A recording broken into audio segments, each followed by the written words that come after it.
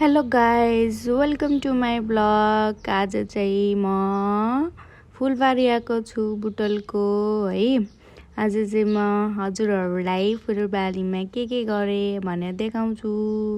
Specially यहाँको views मात्रै राम्रो छ, भ्यूहरू हैन, हेर्न सक्नुहुन्छ। फुलबारीमा फुलै फुल छ। यी फुलबारीमा भ्यू टावर पनि छ। यदि कोही आउनु भएको छैन भने एकदम ठाउँ चाहिँ एकदम सफा छ, राम्रो छ। पिकनिक खानलाई पनि, घुम्नलाई, ड्राई पिकनिक गर्नलाई। अनि यहाँ मन्दिरहरू पनि आजभोलि धेरै चेन्ज, म धेरै वर्षपछि आएको छु यहाँ। एकदम लगभग 4-5 वर्ष भइसक्यो होला, म धेरै भयो फुलबारी नआएको। एकदम राम्रो रहेछ यहाँ।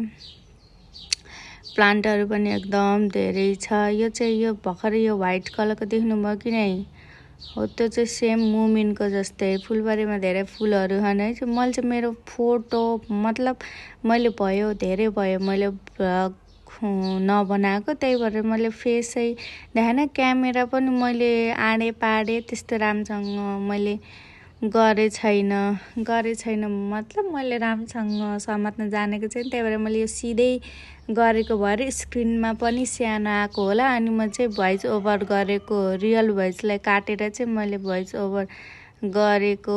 अनि हेर्न सक्नुहुन्छ हजुरहरूले। आज चाहिँ फुलबारीमा के हेरे त बाघै, यो आर्टिफिसियल हो है, नेचुरल होइन यो। अनि यहाँ धेरै एनिमलहरू चाहिँ धेरै छ, तर मैले चाहिँ थोरै देखाएको छु। तर वनबटिका भन्दा चाहिँ थोरै जो छ है यहाँमा चाहिँ, खासै मैले देखेन खै, नदेखेको कि। अनि यहाँ चाहिँ खासै धेरै थिएन, त्यही सर्प थियो, त्यसपछि बाँदरहरू थियो, खरायो थियो, त्यो त हामीले देखिरहेको। अनि खासै नयाँ भन्ने चाहिँ थिएन, अस्ट्रिच थियो बरु नयाँ भन्ने है। अनि यहाँ तरकारीहरू पनि लगाएको छ।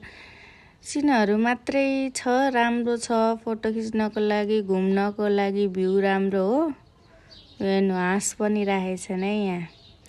अनि यहाँ मैले यसलाई जिस्काइराखेँ, त्यहाँदेखि यस्तो खाला चाहिँ टोक्ला चाहिँ गरेर आछ यो अस्ट्रिच हो। यसमा चाहिँ जस यता चाहिँ राम्रो रहेछ, यता चाहिँ उता चाहिँ पिकनिक खाने ठाउँ हो। उता वरिपरि पिकनिक खान आइरहेछन् मान्छेहरू, घुमिरहन्। त्यसपछि यति गएर म चाहिँ घरतिर लागेँ।